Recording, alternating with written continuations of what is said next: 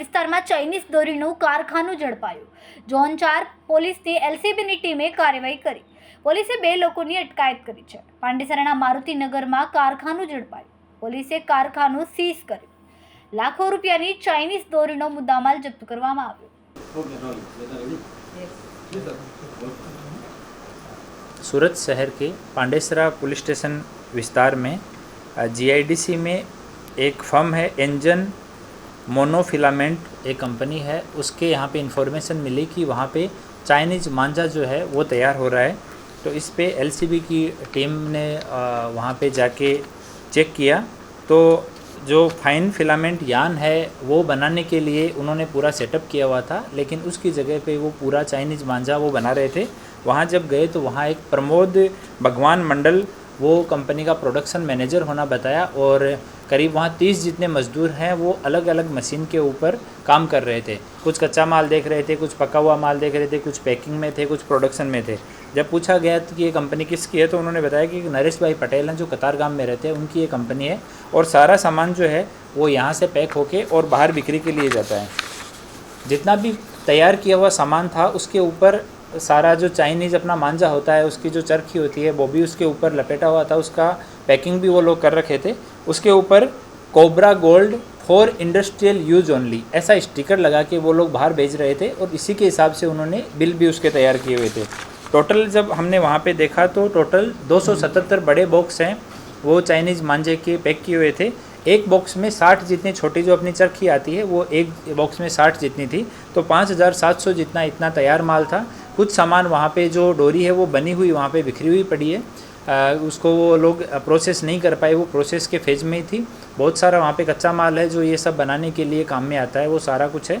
अभी एक जानवा जोग दाखिल करके तपास पीआई को दी गई है और एफएसएल को, फैक्ट्री इंस्पेक्टर को और जीएसटी के अधिकारियों को सबको इन्फॉर्म किया गया है. तो आने वाले कल सोमवार को सभी लोग विजिट करके अपना रिपोर्ट देंगे.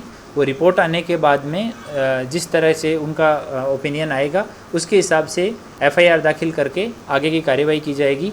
अभी हम सारे लीगल जो एस्पेक्ट्स हैं उनको भी एक्सप्लोर कर रहे हैं कि आईपीसी, अपना एनवायरनमेंट प्रोटेक्शन एक्ट, कोई अभी जाहिरनामा का उल्लंघन, जितने भी तरह का इसमें कलम लग सकती है वो सारी कलम एक बार उनका ओपिनियन आने के बाद में लगा के और ये सब किया जाएगा. वहाँ जितने 30 जितने मज़दूर थे सबका अभी इनिशियल स्टेटमेंट लिया गया है.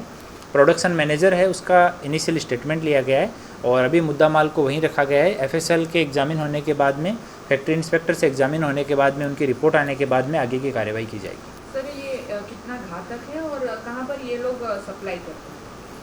इनमें कुछ जगह के हमें बिल मिले हैं, कुछ एड्रेस सूरत के हैं, कुछ एड्रेस बाहर के भी हैं. वो भी हम लोग पुलिस की टीम भेज के उन सबको वेरीफाई कर रहे हैं. और ये मांझा जो है वो तो बहुत ही ख़तरनाक है. हर बार जब भी मकर संक्रांति, उत्तरायण का समय आता है हम लोग देखते हैं कि किसी न किसी शहर में किसी न किसी व्यक्ति की निर्दोष आदमी बाइक पे निकला है, उसका गला कट के डेथ हो जाती है. बहुत सारे पक्षी हैं वो इससे घायल होते हैं. तो एकदम ये क्रूर करते हैं. और नामदार एनजीटी के जो गाइडलाइंस हैं, बहुत सारे नामदार हाई कोर्ट, सुप्रीम कोर्ट के गाइडेंस हैं, उनके भी ये प्रोडक्शन और इसकी बिक्री, इसका स्टोरेज है वो गैरकायदेसर है. सर ये फैक्ट्री कब से चल रही थी और उत्तरायण को अभी लगभग 1 साल है, तो ये क्यों पहले से ही बना रहे हैं? आरंभिक पूछताछ में इन्होंने बताया कि उत्तरायण के समय ये फैक्ट्री में प्रोडक्शन नहीं करते हैं. तब जो यान ये लोग बनाते थे वही यान बनाते हैं, क्योंकि उस समय जाहिरनामा होता है, उस समय पुलिस और दूसरी एजेंसियां स्ट्रिक्ट होती हैं और वो सब चेक करते रहते हैं. तो उत्तरायण का टाइम जैसे चला जाता है, जैसे वो जाहिरनामा ख़त्म होता है उसके बाद ये लोग अपना प्रोडक्शन शुरू करते हैं और तब इतना ये स्टोर कर लेते हैं कि उत्तरायण के समय खाली ये लोग सप्लाई का काम करते हैं उसके बाद.